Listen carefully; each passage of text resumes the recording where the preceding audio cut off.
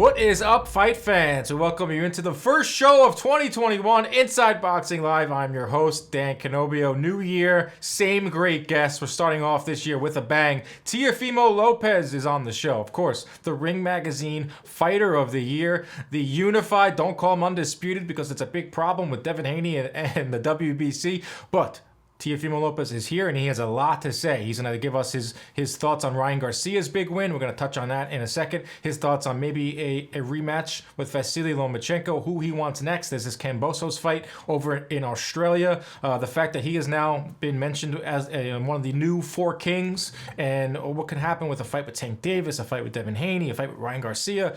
He is the best guest to have on this show this week. And it's a great interview with the champ, Ryan Garcia is on my mind, with the champ, Teofimo Lopez, and that interview was brought to you by the Fit Warrior brand. We got a lot to talk about. This past weekend, we saw a great fight in the lightweight division. Lightweight division is on fire right now. Ryan Garcia, King Rye. I mean, that fight played out like a movie because it had everything. It had everything you want. This was Ryan Garcia's big test, right? And so many people out there doubting his skills, saying that he's too much of a diva. He's too much of an Instagram superstar. He's not worried about boxing. He's too worried about all the other stuff. I think that went out the window when he hired Eddie Reynoso, who did outstanding work with him and still has some work to do in terms of defense. But there were a lot of question marks heading into this fight. A true 50-50 fight that we get on January 2nd. Boxing fans are not used to 50-50 fights, and they're definitely not used to big fights happening that early in the year. It was on at 6 p.m. Eastern over on DAZN. I think that is something that I like, that they should keep on going. But as for the fight, he comes out on a throne, which I thought was very ballsy from Ryan Garcia, but that's the type of guy he is. Big risks, big rewards. Gets into the ring, has a good first round, then that second round comes and he gets dropped. And I think everyone was like, oh, wow, his chin is suspect. And shout out to Chris Mannix, who had noticed that he's a little flat-footed when he fights. And he depends on speed, he depends on power, but he got caught. And he went down hard. And it was more than just a flash knockdown. That was a legitimate shot that he got hit with. But you got to give him props. The dude got up. He brushed it off. I thought he got up too quickly. But he brushed it off. And he actually had a decent ending to that second round. As the fight went on, what I really liked from Garcia in this fight in terms of X's and O's was from the very first round, he closed the distance real quick. You know, when you're fighting a southpaw, you want to get that lead foot on the outside, on the inside of his lead foot. He was right in Campbell's grill from the very start of the fight. And that's not something that Ryan Garcia is known for. He said it himself. I'm a counterpuncher. I'm a pot shotter. He had his best success against Campbell when he was countering Campbell. But he also was on his front foot. That's something that we're seeing since his teaming up with Eddie Reynoso. So you got to give your props to Ryan Garcia. A flush single body shot. You don't see that often in title fights. You don't see that often from fighters, at this stage in their career. And it's not something that Ryan Garcia has been known for in his career. You know, coming into this fight, only 10% of his landed punches were body shots. And he landed, 34% of his landed punches were body shots against Campbell, including the last punch of the fight. So what does it mean now moving forward? He's calling out Tank Davis every chance he gets. Ryan Garcia. I love that. I tweeted about that. We're seeing we could see a renaissance in the sport, and the lightweights can lead it. Ryan Garcia, Teofimo Lopez, Tank Davis, and Devin Haney all fighting each other. The winners fight each other. The losers fight each other. Rematches, trilogies. I know it sounds ridiculous, but let's hope. It's a new year. Let's dream a little bit. And one of those guys that is leading the charge of the lightweight division is Teofimo Lopez, and he's joining us next here on Inside Boxing Live.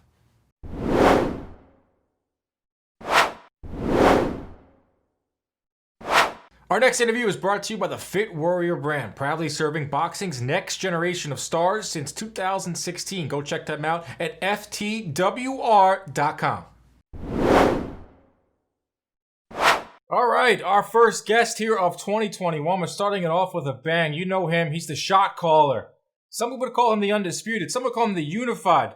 He's the takeover. Teofimo Lopez rocking the Brooklyn Dodgers jersey, and he joins us here on Inside Boxing, the Ring Magazine Fighter of the Year. Man, so many accolades, man. I can't even keep up with how many things you're adding to your resume these days. How are you, my friend? Oh, man, I'm feeling great. You already know, my man. I mean, It's been a long time coming. So I'm very happy and thankful, man, for all everything that we've achieved for 2020, and I'm looking forward to 2021. Me and my father, Nostradamus, he said me and him both agreed on it, and we said 2021 is going to be our breakout year. Wow. This is when, we're not happy with last year. We want this year. So that's the thing with fighters that I love is it's like you guys gotta constantly self-motivate. So a year in which you become the fighter of the year, endless accolades, you beat Vasily Lomachenko, you win 4 belts. That's not good enough for someone like you, right? No, it's not. I want more. That's the thing with success, man. You always want more. I mean, I'm hungry though. That's what it is. I guess. I guess I have this part of me where I'm just driven. Yeah. You know what's funny, man, is we've been doing this for a while. You've been coming on the show for a long time, and obviously been following. And you had this big year, but it didn't really hit me until I saw the Ring magazine cover, and it was like that. That to me, it's like that's forever. Like that's immortalized. You're gonna be there forever. What did it feel like when you saw that? Because you knew it was coming, but what did it feel like when you actually saw that magazine cover? I was doing the photo shoot and everything, so I had a feeling, of course, but man, when it came out and everything, that definitely, I celebrated, man. I had a big celebration with my family and everything, man. We just enjoyed because it's appreciating the achievements and the rewards from it, Yeah. So seeing that, man, Ring magazine and everything, man, I'm over the moon with it, man. Yeah. Over the moon with it. And I know Dougie Fisher's happy to see how much love you had for that Ring magazine belt. No disrespect to the other belts, but that Ring magazine belt hits different. And that IG was something special. How about life as the champ now? You were at the Canelo Alvarez fight this over in last December. That was probably the first big fight where you stepped out and you were able to mix it up with fans. And since your new status in the sport, what was that like? What's life like now as the 4-belt champ when you are around other fight fans? It's a different atmosphere. That's what I can tell you. Like it's a whole different, environment now. When I'm around people now, it's more of like, hey, that's that man right there. Like, I give him my props to him. You know what I mean? Yeah. So I earned my stripes. And going out there to Canelo's fight, being invited from Canelo, he invited me to his fight and everything, and just being able to talk to the man, it was just something that I think everybody needs to see as well. We come as together as a unit, and I think boxing fans, man, they need that. I've been away for a while, and I think now it's time to bring everything back. Absolutely. Any words of wisdom that Canelo shared with you that you want to share with the world? Words of wisdom from Canelo to you. Oh, from Canelo. Well, he said, "I'm very proud of you for representing the Latinos and the way you do." He said, "Just keep going strong." Mainly, what it was, I think it was just mainly mutual respect. Yeah. And I think the fact that he tried to do it at this age, and he did it. But I think that knowing that I did it, I think he was very proud about that. Like I'm his little brother. But, however, that's so true, though. There are so many. I even made the comparison of you versus Lomachenko was like when Canelo went up against Floyd, and even if you didn't win, you still came out a winner because you took the challenge and you dared to be great. But you actually won that fight against Lomachenko.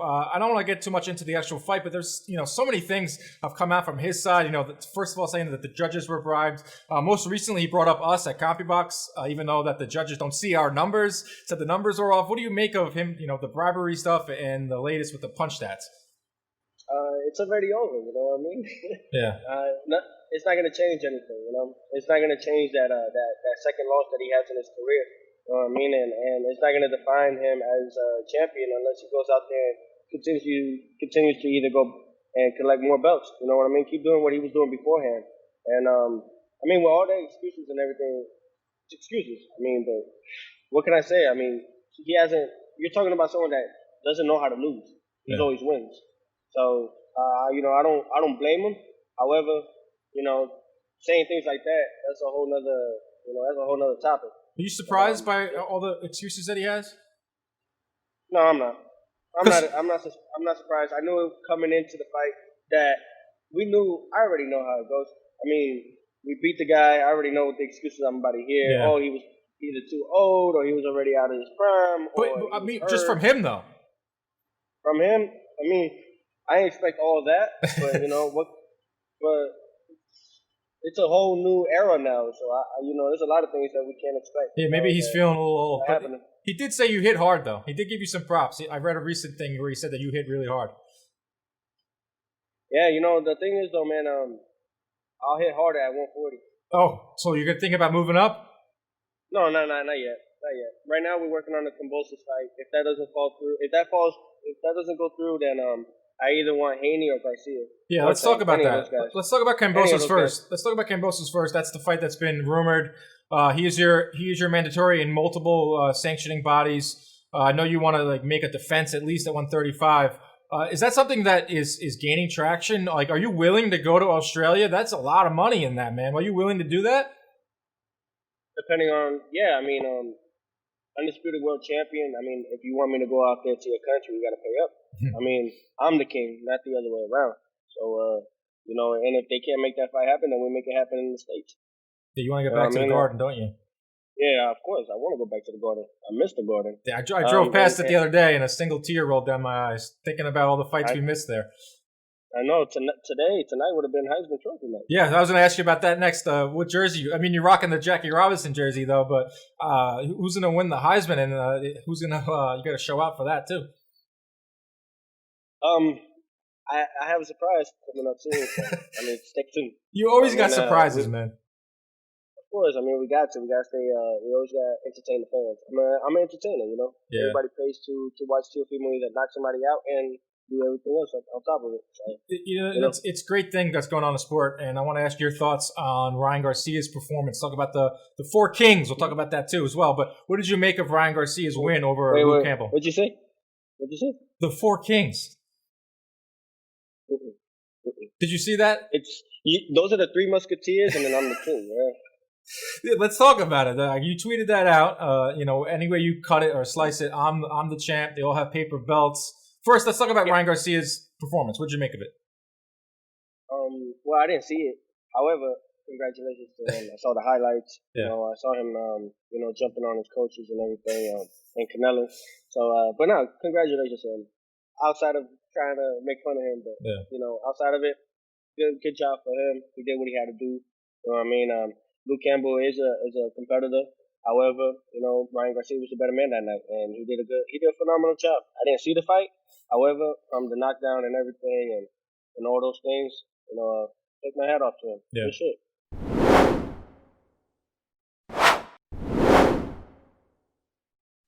Yeah, it's good stuff because it's a good thing that everyone is stepping up and winning. Of the four guys that I just named, you had your big step up fight. I feel like the only one that has stepped up other than me was Ryan. Right. Because I don't count Tank's fight with Santa Cruz, a 35 fight, a 35-pound fight, and a competitive fight. And with Gamboa, we already know what happened with that. So it's like, however, it's very good that we have these guys still staying active and looking impressive or looking good because it helps us. Yeah, it does. I'm glad you said that because that's something I wanted to ask. Do you feel fortunate? I don't hate these guys. I don't hate nobody. You know exactly. What I mean? Like I'm on top. I'm focused this way. They're in the back, and I'm focused this way. However, I'm gonna need these guys, and they're gonna need me. Exactly. Because I was going to say, do you feel fortunate to have 3 super fights basically built in at age 23? Because take a look at it now, historically. Just for instance, Roy Jones was the best guy during the 90s, but he didn't have a clear rival. So he had to jump up to heavyweight. He had to do ridiculous things. The fact that you have these 3 guys in your relative same weight class, same age, super fights, do you feel fortunate that there's going to be some huge fights to be made over the next couple of years? Oh, absolutely. I'm very fortunate, man. I'm blessed. I'm extremely blessed. I'm thankful. I'm grateful just to have these type of fighters, man. I mean, we all grew up in the amateurs together, so we know one another very well. Mm-hmm. Very well. You know what I mean? So when it comes to it now, all we got to do now is just make the fights happen. The only problem, Dan, is that these kids, man, they piss me off because we'll make the fight happen. It's just that I guarantee you they're not. They're going to overprice themselves with me. Yeah. And that's a shit that sucks, man, because it's like, don't do it to yourself. Let's make the fight happen for the fans, but they're going to overprice themselves. What fight do you think is most likely to happen? What fight? All of them are most likely to happen. Well, who would you want next? If you don't get Camp, if you don't get through Cambosos. We want if we don't get, I definitely want either one of those guys. They're up for grabs. Haney or Garcia. Haney, Garcia, Tank, but obviously we know that Tank is not gonna happen due to his promoter Floyd Mayweather. Mm-hmm. Things like that. So it's just Now it's like, all right, we only got 2 slots then. We got 3 fighters then. We got Kambosos. If that don't work, we got Garcia, Haney, and we see where we go from there. And if none of those guys want to participate in this type of fight, then we'll probably have to move to 140 because ain't nobody else to grab. Yeah, but then they'll move up to 140. I honestly think you guys are going to all settle in at the same weight even when it's all said and done. We are. I say 2-3 years, we'll all be in the same way, comfortable, and make these fights happen. Yeah, it has to happen, man. Think about it. I tweeted this out. I did a whole reaction podcast. Think about if you guys all fought each other. You can fight each other 2 times. That's why they're bringing back this 4 Kings thing, and it's a little unfair to you guys just yet. But the 4 Kings comparing you guys to Hagler, Hearns, Duran, Sugar Ray Leonard. But it could be like that. It could be this eras of that where you guys all fight each other, win or lose. It doesn't matter because you're giving fans what they want, you're giving fans what they need, and you all make your money. The networks are happy. It's a boxing renaissance. You guys could be leading it. Yeah, of course. However, for me, I'm all in. I'm all steady. I'm ready. You know what I mean? I'm on that train. I'm ready to go with that. Yeah. You know what I mean? The 4 Kings, whatever y'all want to say. I mean, there's only 1 king in the division. But, I see what they're trying to do, the comparison and all that, and I appreciate them for doing that because that's when boxing was really exciting. Now it's just who else is going to join that train with us to make that keep going and make the fans appreciate the fact that, these guys really just want to fight each other, not because they're scared about losing their old. And that's the thing. So we're just Teofimo's just trying to change the whole dynamic and the whole way of how everybody's thinking. Yeah, you're going to make money. I mean, you got to lose money in order to make money. That's what it came to. We knew that beating Loma would be a better achievement, a greater achievement, and more money for us than just saying no to a fight like that just because of the amount we were getting. Yeah. Now look at it. My next fight, who knows what will escalate to. That's what it is, man. I think a lot of fans can see that. You can't BS boxing fans. They know that you took less money. They know that you're leading the charge. They know that you're the champion at 135 no matter what's out there. And they're not trying to mention me neither. So Well, you were upset that the zone didn't mention you? No, I'm not upset about that. I laugh about it because you know what? They scared. You know why? Because I'm just that dude. I'm that guy that's why I said 2021, it's all good. That's why I'm saying that it gets me motivated, keeps me going, keeps me pushing because I could have went. I could easily make a flight, could have went, but that's not the guy that I wanna see. You know what I mean? He ain't the guy, I ain't going to him. You know what I mean? Yeah. Like I went to see Canelo and everything. That's a different guy. Yeah. Who is Ryan? But really what it comes down to now, 2021, I'm looking forward to that breakout year. That's unbelievable. I could see what I tweeted this out as well. I could see you fighting Haney. I know you guys don't exactly see eye to eye. A little bit of beef there. He's fuck that kid. Exactly. At 135, there's a little bit of issues with that whole how he got his belt. You fight Haney. Tank fights Ryan Garcia. The winners fight each other. He's gonna overprice himself too. He's gonna overprice himself too. I already know. That's the shit that makes me laugh. You think Haney will? Oh, we're gonna press him. Trust. We're gonna press him. You're gonna press him to make the fight? He better be ready. He's gonna overprice himself because he's a bitch. You heard it there, right from the horse's mouth. My man Teofimo Lopez, he says 2021 is going to be an even bigger year. If that's the case, I can't wait to see how it all plays out. Enjoy yourself. Happy New Year, and I will get you back on the show soon, my friend. Hold up, man. I want to talk to you still, man. You can't cut me like that. What do you got to say? Bring it on. I know you like to interview me, so what do you got? We had. Oh yeah, I wanted to ask you, who was your 2020 fighter of the year? My 2020 fighter of the year was actually you. I'm looking at him right here. It was between you and Fury. I think everyone had that same thing, but I valued your win over Lomachenko's better than Fury's one-way traffic with Wilder. How about you?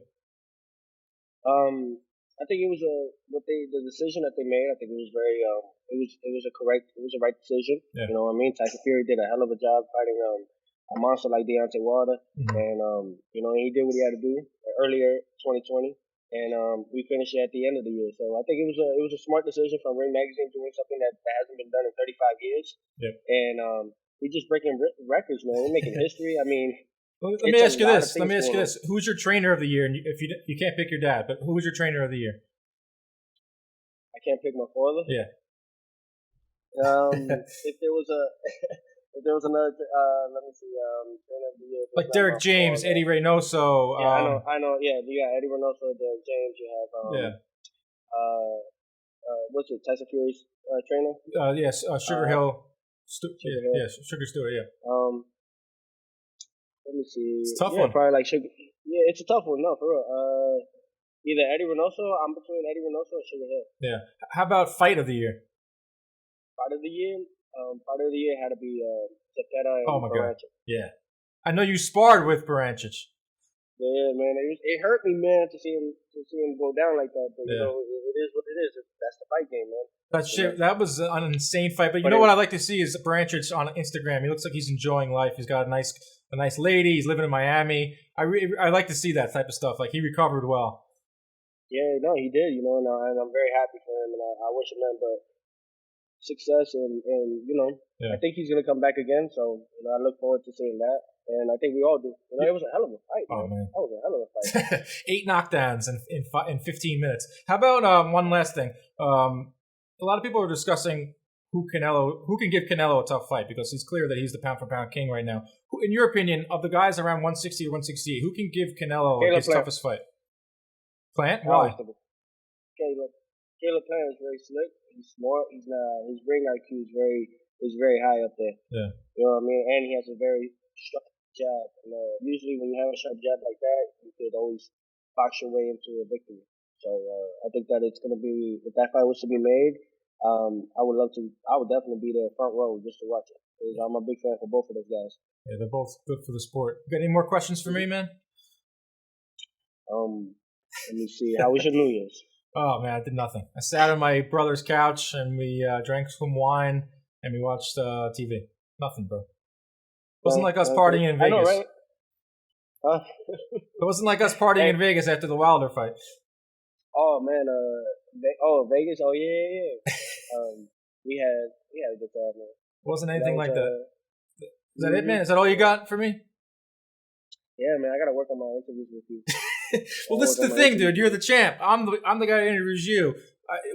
Now you see how hard it is too. By the way, to ask questions, you got to come up with your next question while the guy's still talking, while listening to him. It's tough, man. Give us some props here. Yeah, I give you guys props for that, man. That's like that multitasking, man. I give you that. I don't have to get punched or punched in the face, but my man Teofimo, the Takeover 2021 continues on. Appreciate the time. Talk to you soon. You got it.